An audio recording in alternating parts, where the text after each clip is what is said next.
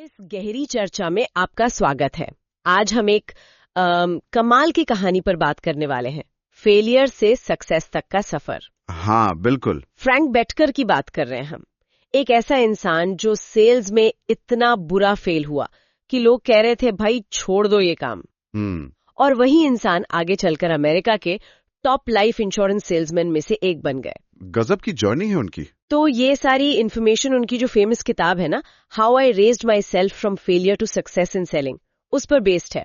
आज का mission simple है, इस किताब से वो प्रैक्टिकल लेसन्स निकालना जो सिर्फ सेल्स वालों के लिए नहीं, सबके लिए। हाँ, हम सबके लिए बिजनेस में, लाइफ में आगे बढ़ने में हेल्प कर सकते हैं। तो शुरू करें। जरूर।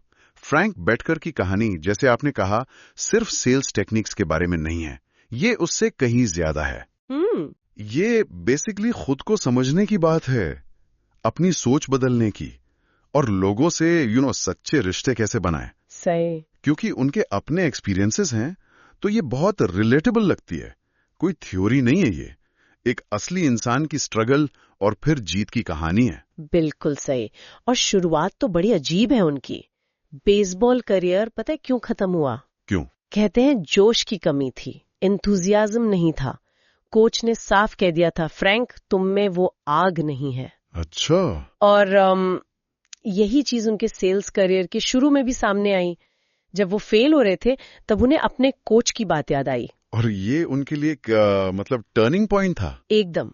उन्होंने सोचा, अगर एंथुजियाज्म की कमी ने मुझे बेसबॉल से निकाला तो कहीं यही चीज मुझे सेल्स में भी तो फेल नहीं कर रही। लोगों को फील हुई। तो पहला सबक यही है, एंथुजियाज्म ये सिर्फ एक इमोशन नहीं, ये एक फोर्स है जो सामने वाले को खींचती है। सही बात है। आपके जोश से ही तो उन्हें लगेगा कि आप जो कह रहे हैं उसमें दम है। एग्जैक्टली। अगर आप ही डल हो तो कौन सुनेगा। ये तो हुई जोश की बात, पर एक और चीज थी जो उन्हें रोक रही थी। वो शुरू में थोड़ा स्मार्ट बनने की कोशिश करते थे। हाँ, थोड़ा पॉलिश्ड, हाँ, कैलकुलेटिव टाइप। हाँ, शायद सोचा होगा सेल्स में ऐसे ही चलता है, पर लोग वो कनेक्ट नहीं कर पा रहे थे। वो बनावटीपन पकड़ में आ जाता है ना, आर्टिफिशियल लगता है। बिल्कुल। और इसका एहसास उन्हें तब हुआ जब एक सीनियर सेल्समैन ने उन्हें सीधी बात कही। उन्होंने कहा, लोग तुम्हारी पॉलिसी से पहले तुम्हें खरीदते हैं। वाह, ये तो बहुत गहरी बात है। हाँ। तो बेटकर ने डिसाइड किया, बस अब कोई दिखावा नहीं, मैं जैसा हूं वैसा ही रहूंगा, ईमानदार, सच्चा। और इसका असर हुआ? तुरंत। जैसे ही उन्होंने ये शिफ्ट किया, लोगों का ट्रस्ट बढ़ने लगा। यहां एक फैसिनेटिंग पॉइंट यह है कि सिंसियरिटी को आप फेक नहीं कर सकते, वो फील हो जाती है। ट्रस्ट पहले बिकता है। ट्रस्ट एक करेंसी की तरह है, वक्त लगता है कमाने में, पर जब बन जाता है तो काम आसान हो जाते हैं। तो जोश और सच्चाई, ये तो नींव हो गई, फाउंडेशन। अब आते हैं एक्चुअल सेल्स प्रोसेस पर। राइट। पहला चैलेंज तो मिलना ही होता है, अपॉइंटमेंट लेना। बेटकर ने रियलाइज किया कि फोन पर या शुरू में ही लंबी चौड़ी पिच देने से लोग कट जाते हैं। हाँ, दरवाजे बंद हो जाते हैं। तो उन्होंने अप्रोच बदला। कैसे? सवाल पूछने की पावर को समझा। लेक्चर नहीं देना है, ऐसे सवाल पूछो जो सामने वाले को सोचने पर मजबूर करें, उनकी क्यूरियोसिटी जगाएं। अच्छा, जैसे वो एग्जाम्पल था किताब में। हाँ, वही, जैसे मिस्टर प्रॉस्पेक्ट। अगर मैं आपको एक तरीका बताऊं जिससे आप अपने परिवार का फ्यूचर फाइनेंशियली सिक्योर कर सकते हैं बिना अपनी जेब पर ज्यादा बोझ डाले, तो क्या आप 5 मिनट निकाल के इसके बारे में सुनना चाहेंगे? सीधा बेनिफिट और हाँ कहना आसान लगता है इस पे। एग्जैक्टली। सवाल से कॉन्वर्सेशन कंट्रोल में रहता है, पर एक पॉजिटिव तरीके से। और मुझे ये बात बहुत इंटरेस्टिंग लगी उनकी, कि उन्होंने ये भी फिगर आउट किया कि लोग अपने बारे में बात करना कितना पसंद करते हैं। हम सभी करते हैं ना। हाँ, ये तो ह्यूमन नेचर है। अपनी लाइफ, अपनी प्रॉब्लम्स, अपने सपने सब डिस्कस करना अच्छा लगता है। तो बेटकर ने क्या किया? बोलना कम, सुनना ज्यादा। हाँ बिल्कुल, वो एक अच्छे लिसनर बन गए। पर सिर्फ चुप रहना नहीं, active listening. Correct, active listening. वो लोगों की बातों को, उनकी फीलिंग्स को, उनकी जो अनकही जरूरतें हैं, उन्हें समझने की कोशिश करते थे। जितना ज्यादा वो सुनते, उतना उन्हें पता चलता कि क्लाइंट असल में क्या चाहता है, उसकी असली चिंता क्या है। एक डिटेक्टिव की तरह क्लूज ढूंढना। और इसके लिए आई गेस प्रेपरेशन भी जरूरी होती होगी, होमवर्क। बहुत जरूरी। लिसनिंग को इफेक्टिव बनाने के लिए होमवर्क क्रूशल है। वो हर मीटिंग से पहले क्लाइंट के बारे में रिसर्च करते थे, उनका business, family, interest, financial goals, जो भी पता चल सके। सही में इससे कितना फर्क पड़ता होगा, कॉन्फिडेंस भी बढ़ता होगा। बिल्कुल। एक तो आपका कॉन्फिडेंस बढ़ता है क्योंकि आप तैयार हैं, दूसरा, आप फालतू बातें नहीं करते, सीधे उस पॉइंट पर आते हैं जो क्लाइंट के लिए मैटर करता है। उनका वो कोट याद है, कामयाबी 90% तैयारी बिल्कुल, और सिर्फ 10% प्रेजेंटेशन। जबरदस्त बात है ये। हम अक्सर प्रेजेंटेशन पे अटके रहते हैं, पर असली गेम तो प्रिपरेशन का है। सही कहा, लेकिन अब इतनी तैयारी के बाद भी हर कोई तो नहीं खरीदता होगा ना, रिजेक्शन तो आता ही होगा। रियलिटी चेक, बिल्कुल, हर कोई आपसे नहीं खरीदेगा। और शुरू में बेटगर भी रिजेक्शन से बहुत डिस्करेज होते थे, बहुत ज्यादा। तो उन्होंने इससे डील कैसे किया? फिर उन्होंने एक सिंपल सा पर पावरफुल कॉन्सेप्ट अपनाया, law of averages. Law of averages वो क्या है? उन्होंने अपने कॉल्स, मीटिंग्स, सेल्स सबका रिकॉर्ड रखना शुरू किया, बिल्कुल सिस्टमैटिकली। अच्छा, इससे क्या मिला? इससे उन्हें अपना पर्सनल पैटर्न समझ में आया। जैसे उन्हें पता चला कि हर 10 लोगों से मिलने पर शायद 3 लोग सीरियसली सुनेंगे और उन 3 में से एक खरीदेगा। ओके। अब जब ये नंबर पता चल गया तो रिजेक्शन पर्सनल नहीं लगता, वो प्रोसेस का हिस्सा बन गया। अगर 9 लोगों ने ना कहा तो उन्हें पता था कि स्टैटिस्टिकली वो हाँ के करीब पहुंच रहे हैं। ये तो माइंडसेट को स्ट्रॉन्ग करने वाली बात है। इमोशनली बहुत स्ट्रांग बनाया इसने उन्हें। मतलब सेल्स काफी हद तक एक नंबर्स गेम भी है, जितनी ज्यादा कोशिशें उतने बेहतर रिजल्ट्स के चांसेस। हाँ बिल्कुल, और लोगों से जुड़ने के लिए, अपना एवरेज सुधारने के लिए एक बहुत छोटी सी लेकिन इफेक्टिव टेक्निक को इस्तेमाल करते थे। क्या? लोगों का नाम याद रखना। नाम याद रखना, ये तो बहुत बेसिक लगता है। बेसिक लगता है, पर इसका इम्पैक्ट बहुत गहरा होता है। डेल कार्नेगी ने भी कहा है, एक इंसान के लिए उसका नाम दुनिया का सबसे मीठा शब्द है। सच है। जब आप किसी का नाम याद रखते हैं, उसे इस्तेमाल करते हैं, तो आप उसे इम्पोर्टेंस फील कराते हैं, वैल्यूड फील कराते हैं। बेटगर सिर्फ नाम ही नहीं, लोगों के बर्थडेज, बच्चों के नाम, उनकी हॉबीज, ऐसी छोटी छोटी बातें भी नोट करते थे, याद रखते थे। इससे तो कनेक्शन बनता होगा, सिर्फ प्रोफेशनल नहीं, थोड़ा पर्सनल टच। एग्जैक्टली, ट्रांजैक्शन नहीं, कनेक्शन। उनका फोकस लाइफ लॉन्ग रिलेशनशिप बनाने पर था, ना कि सिर्फ एक बार की सेल पर। वो लॉन्ग टर्म सोच रहे थे। ये तो हुई पॉजिटिव साइड, लेकिन सेल्स में वो डिफिकल्ट पार्ट भी तो आता है, ऑब्जेक्शंस, एतराज, अभी नहीं, महंगा है, सोच कर बताऊंगा। हाँ, ये तो आते ही हैं। अक्सर लोग इससे घबरा जाते हैं, डिफेंसिव हो जाते हैं। बेटगर का क्या टेक था इस पर? उनका नजरिया बिल्कुल उल्टा था। वो कहते थे, मैं ऑब्जेक्शंस का स्वागत करता हूँ। स्वागत? क्यों? उनके लिए ऑब्जेक्शन का मतलब था कि क्लाइंट एंगेज्ड है, सोच रहा है, उसके मन में सवाल हैं। अगर किसी को इंटरेस्ट ही नहीं होगा तो वो ऑब्जेक्शन क्यों करेगा? चुप रहेगा या टाल देगा? पॉइंट है। तो वो शांति से ऑब्जेक्शन सुनते थे, उसे समझते थे कि असल में कंसर्न क्या है, और फिर उसका जवाब देते थे। अगर सही तरीके से हैंडल किया जाए तो ऑब्जेक्शन डील किलर नहीं, डील क्लोजर बन सकता है। ऑब्जेक्शन असल में एक इंफॉर्मेशन रिक्वेस्ट है, एक तरह से। एग्जैक्टली। अपॉर्चुनिटी है क्लैरिफाई करने की। ये माइंडसेट शिफ्ट ही बहुत पावरफुल है। अब आते हैं एक और बहुत जरूरी चीज पर, कॉन्फिडेंस, आत्मविश्वास। बेटगर भी शुरू में से स्ट्रगल कर रहे थे ना, बहुत ज्यादा। उन्हें लगता था वो कभी सक्सेसफुल नहीं हो पाएंगे। कॉन्फिडेंस की कमी थी। तो ये कॉन्फिडेंस आता कहाँ से है, कैसे बिल्ड किया उन्होंने? उन्होंने सीखा कि कॉन्फिडेंस इंतजार करने से नहीं आता। ये नहीं कि जब कॉन्फिडेंस आएगा तब मैं काम करूंगा, नहीं। तो फिर? कॉन्फिडेंस काम करने से आता है, एक्शन लेने से।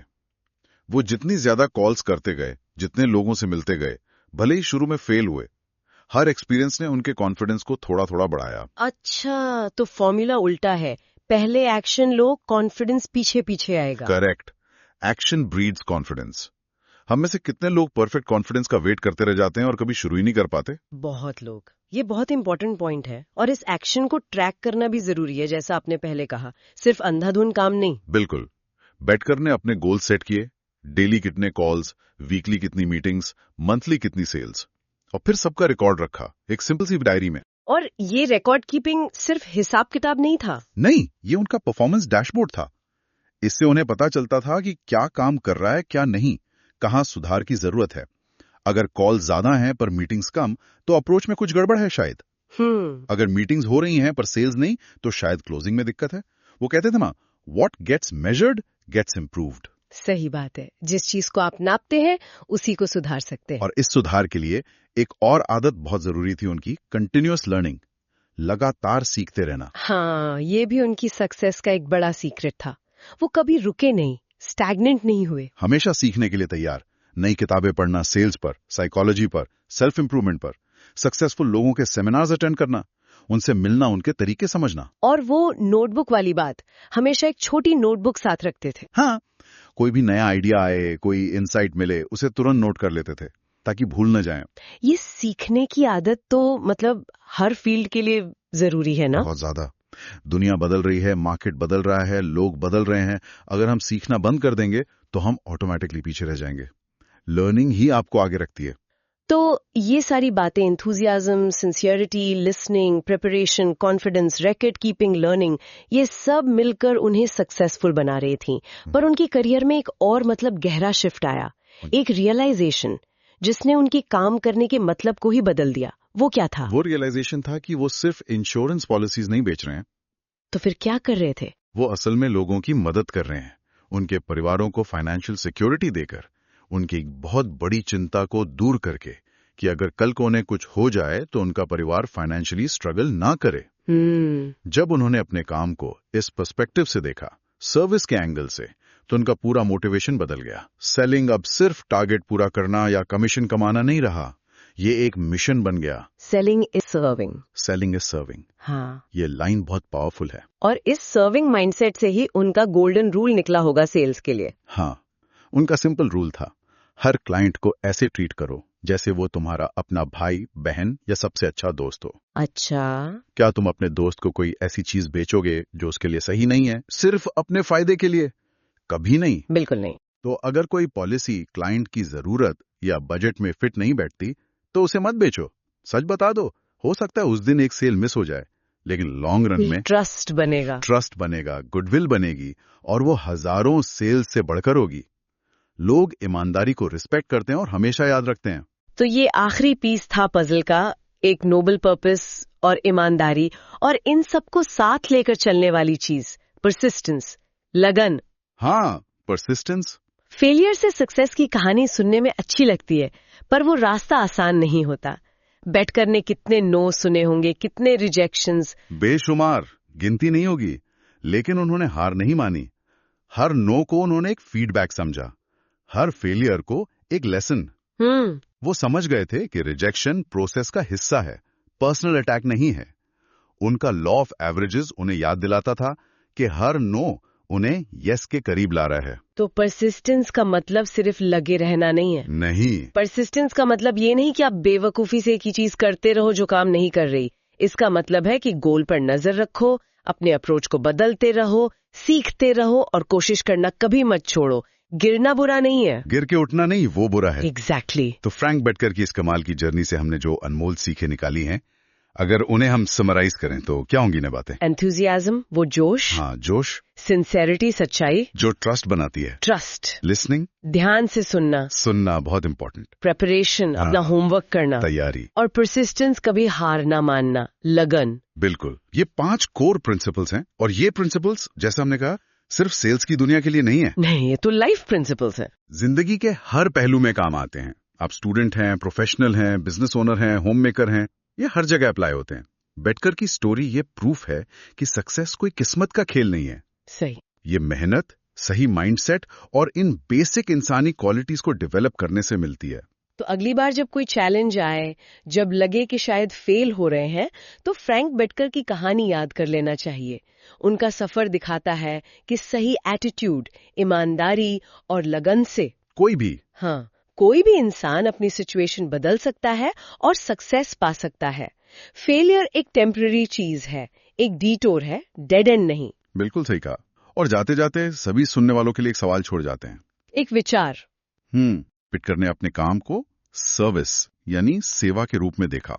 तो सवाल ये है कि हम अपने डेली लाइफ के कामों में, चाहे वो ऑफिस का काम हो, अपना बिजनेस हो, पढ़ाई हो या घर के काम ही क्यों ना हो, इस सर्विस माइंडसेट को कैसे ला सकते हैं? इंटरेस्टिंग क्वेश्चन है। अगर हम अपने हर काम को इस नजर से देखें कि हम किसी न किसी तरह दूसरों की लाइफ में वैल्यू ऐड कर रहे हैं, उनकी मदद कर रहे हैं, तो इससे हमारे काम करने के एक्सपीरियंस पर और उसके रिजल्ट्स पर क्या असर पड़ेगा, इस पर जरूर सोचिएगा।